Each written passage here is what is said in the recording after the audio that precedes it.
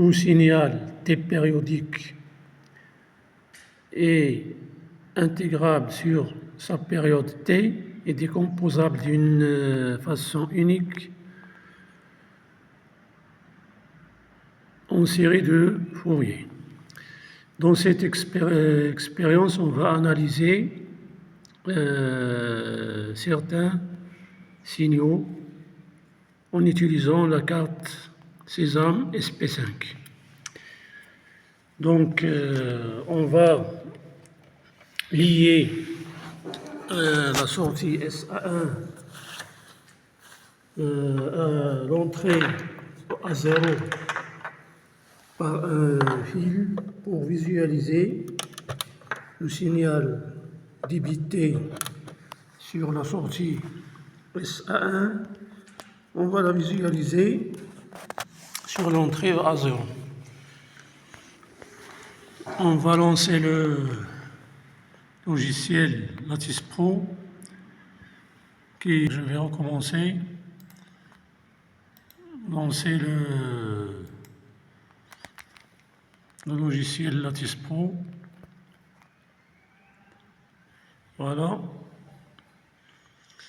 Je vais paramétrer la sortie SA1 en utilisant bien sûr la boîte de paramétrage de la sortie. C'est ça la boîte de paramétrage de la sortie. On va activer la sortie et voilà les formes du signal qu'on peut débiter à la sortie SA1 et les valeurs des caractéristiques du signal, c'est-à-dire la valeur minimale, maximale et la fréquence. Pour visualiser le signal sur le plan de travail de la carte, c'est-à-dire là où s'affichent les graphes, on va utiliser la boîte de paramétrage d'acquisition. On va activer la sortie, on va activer l'entrée A0 et on va cliquer sur le triangle bleu pour l'acquisition. Et voilà, vous voyez le signal, il est affiché sur le plan de travail. Je vais améliorer l'affichage du signal en utilisant les paramétrages de la boîte de paramétrage. On va ici prendre juste comme temps total, on va prendre 10 millisecondes pour diminuer le nombre de périodes affichées sur le plan de travail. Et je vais recommencer l'acquisition sur cette tâche, bien sûr, F10. Maintenant, le signal, il est sinusoïdal, il est bien, il est lisse. Pour faire l'analyse du Fourier de ce signal, on va ouvrir la boîte de traitement, calcul spécifique, analyse du Fourier. Voilà, la boîte de dialogue s'affiche ici. Et je vais glisser le signal vers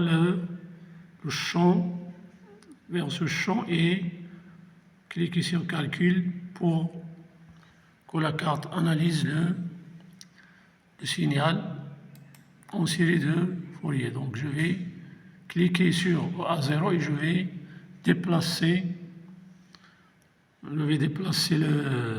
la courbe vers le champ ici, vous voyez, c'est ça la courbe. Le résultat, c'est S amplitude et on appuie sur calculer. Vous voyez, une autre fenêtre s'affiche en bas. Dans cette fenêtre, vous voyez, sur cette fenêtre, on représente ici l'amplitude du signal en fonction de sa fréquence et l'espace de Fourier. Donc, le signal est sinusoïdal, donc le spectre de Fourier de ce signal renferme une seule harmonique de même fréquence que la fréquence du signal. Donc, pour connaître la fréquence du signal, on doit utiliser le réticule. Cliquez du bouton droit dans l'espace de Fourier et réticule, et vous allez utiliser le réticule pour déterminer la fréquence. C'est 0,998, c'est presque 0,1. L'échelle ici c'était en kHz, donc c'est 0,1 kHz, c'est-à-dire 1000 Hz. C'est ça ce qu'on a utilisé, c'est ça ce qu'on a paramétré sur la sortie SA1. 1000, voilà la fréquence 1000. Donc le signal sinusoïdal renferme une seule harmonique de même fréquence que le signal est de même amplitude. L'amplitude, vous voyez ici l'amplitude. L'amplitude ici c'est presque 4,9, c'est 5, donc c'est 5. C'est ça l'amplitude qu'on a utilisée, qu'on a paramétrée sur la sortie SA1. Maintenant, je vais changer le signal débité à la sortie. Je vais utiliser le signal carré de valeur 0 sur une demi-période, et sur l'autre demi-période, je vais prendre la valeur plus 5 volts et je vais laisser la même fréquence. Donc, acquisition, en utilisant le bouton, le triangle bleu, ou bien en utilisant la touche F10 sur le clavier. Voilà, c'est ça le signal. Je peux ici modifier le temps total sur la boîte de paramétrage d'acquisition. Je vais prendre ici 5 millisecondes pour diminuer le nombre de périodes sur le plan d'affichage.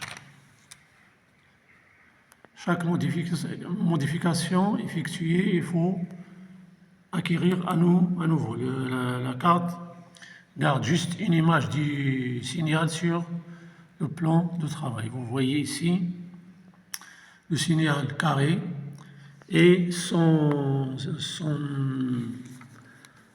spectre de Fourier affiché sur l'espace de Fourier.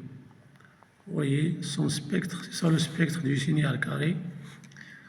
Il est formé de plusieurs harmoniques de fréquences variant.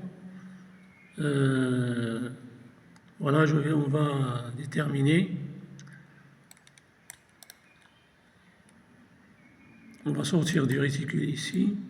Vous voyez ici la valeur moyenne. Il y a une valeur moyenne. L'harmonique suivante, c'est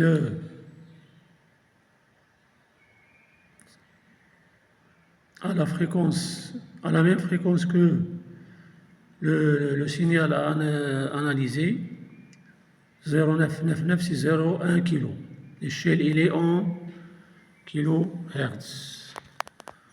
Donc ici, c'est celui-là, l'harmonique qui a la même fréquence que la fréquence du signal analysé, s'appelle le fondamental.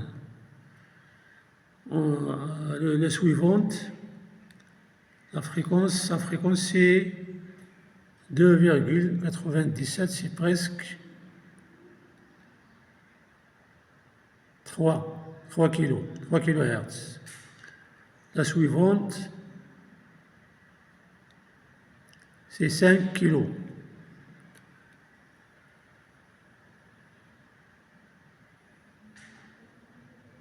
La suivante, 7 kg, etc. Donc c'est le spectre, les fréquences des harmoniques sont sous la forme de 2P plus 1 fois la fréquence du fondamental. Donc c'est ça pour le signal carré. On peut s'amuser à mesurer l'amplitude de chaque harmonique de l'analyse du signal carré en utilisant le en utilisant le réticule, on peut mesurer l'amplitude de la valeur moyenne et l'amplitude et la fréquence de chaque harmonique et comparer aux valeurs théoriques. Je peux ici analyser le signal triangulaire. Je vais revenir sur la boîte de paramétrage de la sortie et modifier la forme du signal. Je vais utiliser ici triangulaire d'amplitude 5 et je vais garder la même fréquence. Donc je vais toujours acquisition. Voilà le signal et il est automatiquement analysé en spectre de Fourier sans refaire la même chose ce qu'on a fait au début de cette expérience. Donc c'est ça les harmoniques. Vous remarquez que les harmoniques il n'y a pas beaucoup d'harmoniques. Leur amplitude, il est faible comparativement à la fréquence de l'analyse du signal carré. Je vais sortir du réticule. Ici, la valeur moyenne. Puis, l'harmonique suivante, elle est sur sa fréquence, c'est 1 kHz. L'échelle, c'est toujours 1 kHz. Donc, la première harmonique, c'est de fréquence 1 kg, c'est-à-dire c'est le fondamental. La suivante, il est sur 3 kg et d'amplitude très faible. Ici, toujours les harmoniques du signal triangulaire, c'est comme les harmoniques du signal triangulaire et leur fréquence varie de 2p plus 1 fois la fréquence du fondamental. Mais l'amplitude diminue rapidement pour le signal triangulaire. L'amplitude diminue en 1 sur 2p plus 1 au carré. Alors que pour le signal carré, il diminue, l'amplitude des harmoniques diminue en 1 sur 2p plus 1. Donc c'est ça pour cette expérience. Je vais arrêter ici.